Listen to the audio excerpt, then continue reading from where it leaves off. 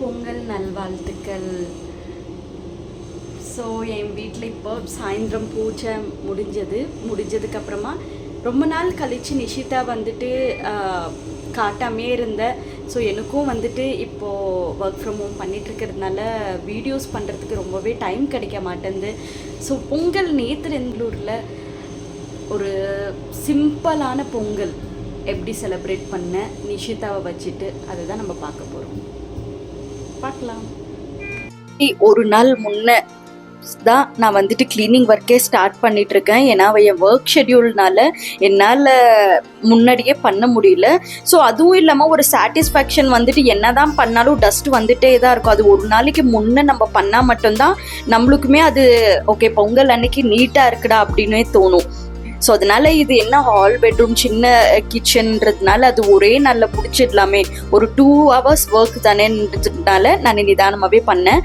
So cleaning work எல்லாம் முடிஞ்சிச்சு. Dusting பண்ணி வீடெல்லாம் தொடச்சதுக்கப்புறம் பூஜை பாத்திரம் எல்லாமே கழுவிட்டேன். கழுவுறது வந்து பார்த்தீங்கன்னா 6 மணி. ஸோ கரெக்டாக 6 மணிக்கு நான் ஈவினிங் லாகின் பண்ணணுமா இருந்துச்சு. பார்த்தீங்கன்னா டைம் அதிலே முடிஞ்சிருச்சு. எப்படியும் ஒரு 6:30 மணிக்குள்ளே என்ன பண்ணேன்னா பாப்பாக்கு பால் கொடுத்துட்டு நானுமே டீ குடிச்சிட்டு அதுக்கப்புறமா நான் வந்துட்டு என்ன பண்ணேன்னா எல்லாமே வச்சுட்டு கீழவே லேப்டாப் வச்சுட்டு அதுக்கப்புறமா வேலை பண்ணிடலான்னு பார்த்தேன். ஸோ இது நெக்ஸ்ட் டே மார்னிங் வந்துட்டு பார்த்தீங்கன்னா ரொம்பவே எழறதுக்கு கஷ்டமாக இருந்துச்சு. 4 o'clock அலாரம் வச்சும் எழ முடியல. ஃபைனலாக வந்துட்டு பார்த்தீங்கன்னா 4:45 எழுந்து ஸோ என்னால் அந்த இடத்துக்கு சிம்பிளாக என்ன கோலம் போட முடியுமோ போட்டேன். ஸோ ஃபைனலாக அவுட்லுக் ஓகேவாக தான் வந்தது. கோலம் போட்டு முடிச்சதுக்கப்புறம் கிச்சன் வேலை ஃபஸ்ட்டு கோலத்தை முடிச்சுட்டு அப்புறமா கிச்சன் க்ளீன் பண்ணி இன்னொரு வாட்டியுமே இன்றைக்கி துடைச்சேன். ஸோ என்னதான் இருந்தாலும் நம்ம அன்னைக்கு தினம் துடைக்கிற மாதிரி வராதுன்னு சொல்லிட்டு இது வந்துட்டு புதுசாக பாத்திரம் வாங்கி புது பாத்திரத்தில் பொங்கல் வைக்கணும்னு ஆசைப்பட்டதுனால சின்னதாக நான் பாத்திரம் வாங்கினேன். ஃபஸ்ட்டு பாப்பாவுக்கு பால் கொடுத்துட்டு எனக்கு ரொம்பவே தலைவலியாக இருந்ததுனால நான் வந்துட்டு கொஞ்சம் டீ வச்சு ஜிஞ்சர் டீ இஞ்சி போட்டு ஜிஞ்சர் டீ கொடுக்கலான்னு சொல்லிட்டு அதை டீ வச்சு குடிச்சிட்டு அதுக்கப்புறமா குளிச்சுட்டு வந்துட்டு பொங்கல் வைக்கிறத ஸ்டார்ட் பண்ண கிச்சன் எல்லாம் க்ளீன் பண்ணி வீடு தொடச்சி திருப்பியும் குளிச்சுட்டு வந்து அதுக்கப்புறம் பார்த்தீங்கன்னா பாப்பாவுக்கு முதலே நான் தொடச்சி விட்டுட்டேன். ஸோ தொடச்சி விட்டு பாப்பாவை ரெடி பண்ணிவிட்டு அதுக்கப்புறமா தான் நான் குளிச்சுட்டு வந்தேன்.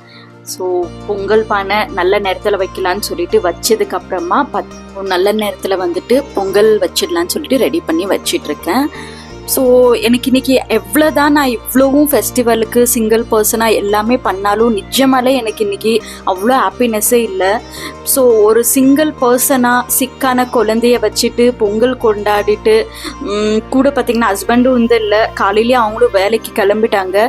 ஸோ எவ்வளோ தான் நம்ம செலிப்ரேட் பண்ணாலும் ஒரு ஹாப்பினஸ்ன்றது என்ன, கம்ப்ளீட் ஃபேமிலி கூட இருந்து ஒன்றா செலிப்ரேட் பண்ணுறது தான் எல்லா ஃபெஸ்டிவலும் ஒரு சாட்டிஸ்ஃபேக்ஷன் வரும்.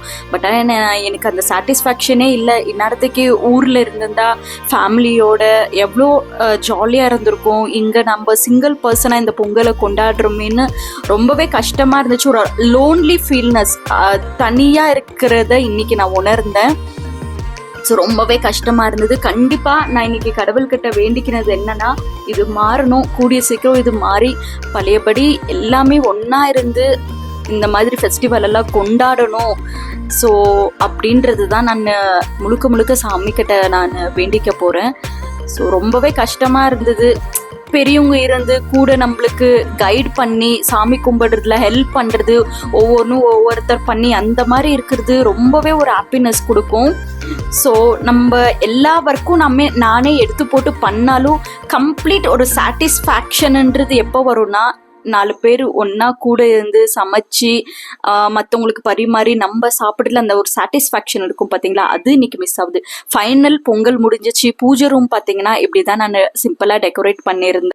இல்லை வந்துட்டு வெறுமையாக அப்படியே இருக்க வேண்டான்னு சொல்லிட்டு நான் மேலேருந்து முருகரை வந்துட்டு கீழே இறக்கி அதுக்கப்புறம் அவருக்கு முன்னாடி படைசல் போட்டு சாமி கும்பிட்டேன். ஸோ இந்த வருஷத்தோட என்னோட நிலைமை என்னோட கஷ்டம் எல்லாமே மாறணும்னு சொல்லிட்டு தான் நான் இந்த கடவுளை வேண்டிட்டு இருக்கேன். பட்ட கஷ்டம் எல்லாம் போதும் முருகா, இதுக்கு மேலாவது எனக்கு நல்வழி காட்ட மாட்டியான்றது ஒரே ஒரு விஷயம் மட்டும்தான். என்னோட குழந்தையோட நிலைமையும் என்னோட நிலைமையும் மாறணும்.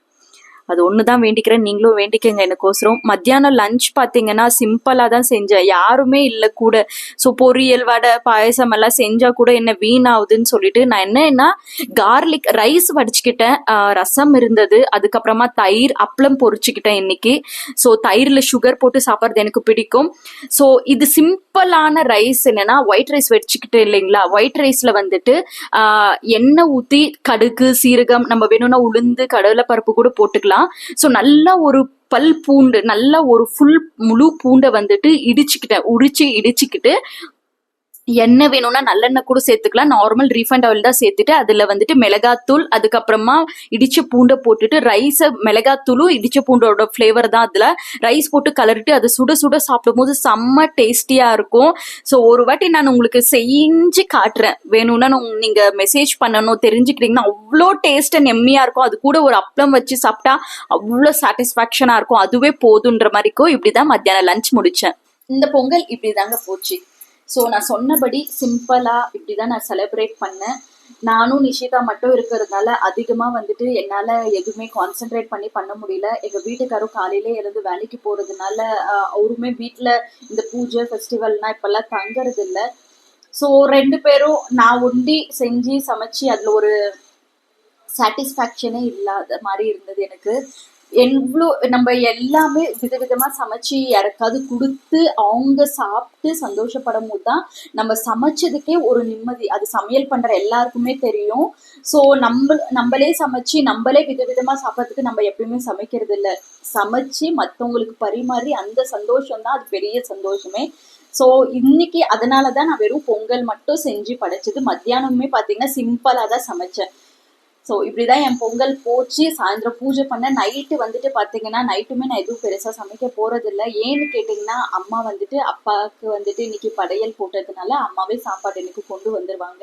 ஸோ அதனால பாப்பாவுக்குமே நான் ஆல்ரெடி சமைச்சு வச்சுட்டேன். பாப்பாவுக்கு கண்டிப்பாக என் லைஃப் மாறும், கண்டிப்பாக நான் கும்பிடுற முருகர் என் லைஃப்பை மாற்றிடுவார் ஒரு நாள். அந்த நம்பிக்கையில் மட்டும்தான் நான் இன்னுமே ஓடிட்டுருக்கேன். அது வந்துட்டு நீங்களும் சப்போர்ட் பண்ணுங்க. நிஷி பிரின்சஸ் சேனலுக்கு எப்பயுமே சப்போர்ட் பண்ணிட்டே இருங்க. உங்க ஆதரவை நிஷி பிரின்சஸ் சேனலுக்கு கொடுத்துட்டே இருங்க. நிஷிதாக்கும் சப்போர்ட் பண்ணுங்க, எனக்கும் சப்போர்ட் பண்ணுங்க. அடுத்த வருஷம் இந்த நிலைமை மாறி இருக்கணும். ஸோ இன்னொரு நல்ல vlogல உங்க எல்லாரையும் சந்திக்கிறேன். இந்த வீடியோவை இவ்வளவு நேரம் பொறுமையா பார்த்ததுக்கு ரொம்பவே நன்றி. எப்பவுமே நிஷி பிரின்சஸ் சேனலுக்கு வந்துட்டு ஆதரவு கொடுத்துட்டே இருங்க. அடுத்த ஒரு நல்ல வீடியோல உங்களை திரும்பியும் சந்திக்கிறேன். தேங்க்ஸ் ஃபார் வாட்சிங்.